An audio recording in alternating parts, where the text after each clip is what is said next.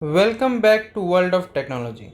In today's video, we are going to understand one of the most important beginner topics in Kubernetes. Kubernetes architecture. Many beginners learn Kubernetes commands, but they don't clearly understand what actually happens behind the scenes. Questions like where do pod run? What is the control plane? How does Kubernetes deploy applications automatically? And how do all components work together. In this video, we will understand the complete Kubernetes architecture step by step in the simplest possible way.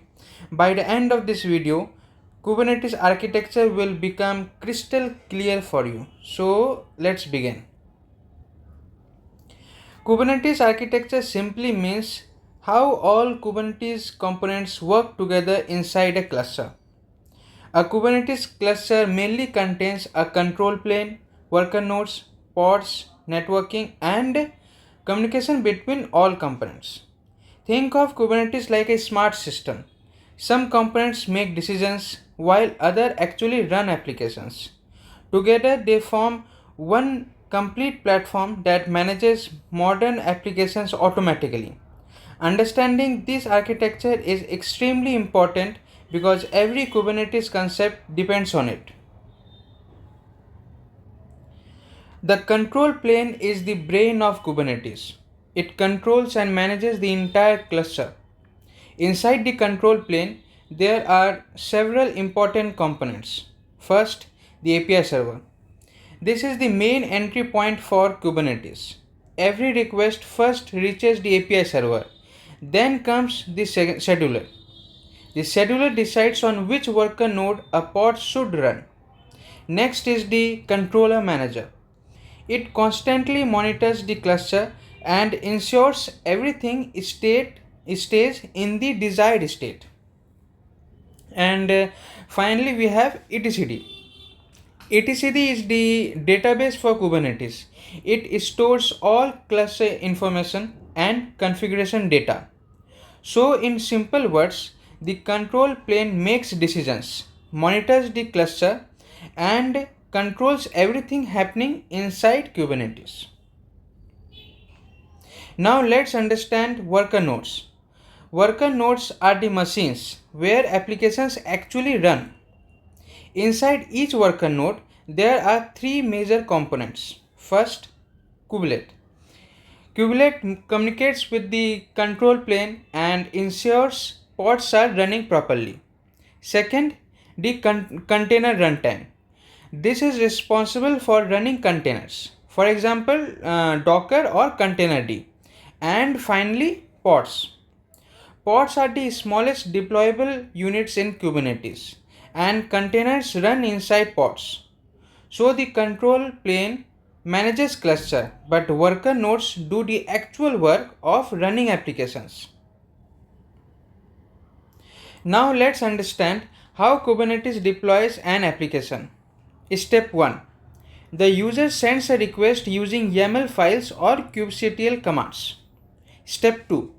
The API server receives the request and stores the cluster state information inside etcd, our database. Thereafter, step 3. The scheduler selects the best worker node based on available resources. Step 4. Kubelet on that selected node creates the pod and starts the container. And finally, the application starts running. So Kubernetes automates the complete deployment process from start to finish. This automation is one of the biggest reasons Kubernetes became so popular. Kubernetes does much more than simply running applications.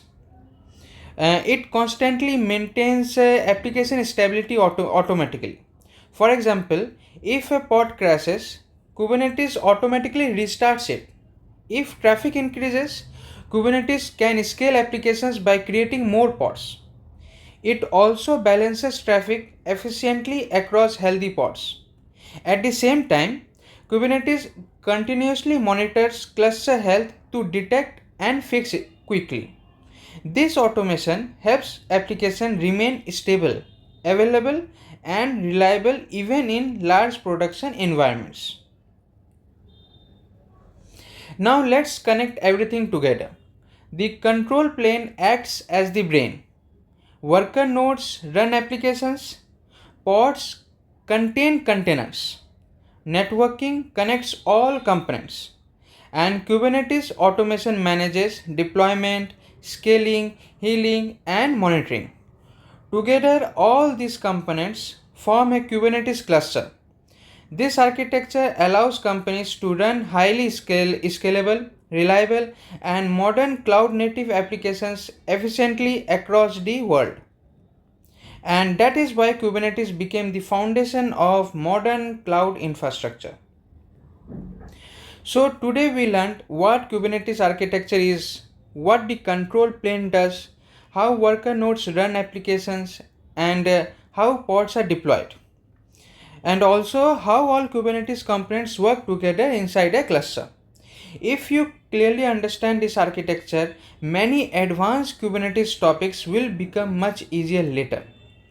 So take your time, revise these concepts properly, and try to visualize how the cluster works internally. If you enjoyed this video, make sure to subscribe to World of Technology for more beginner friendly Kubernetes and CKA tutorials. Thank you for watching, and I will see you in the next video.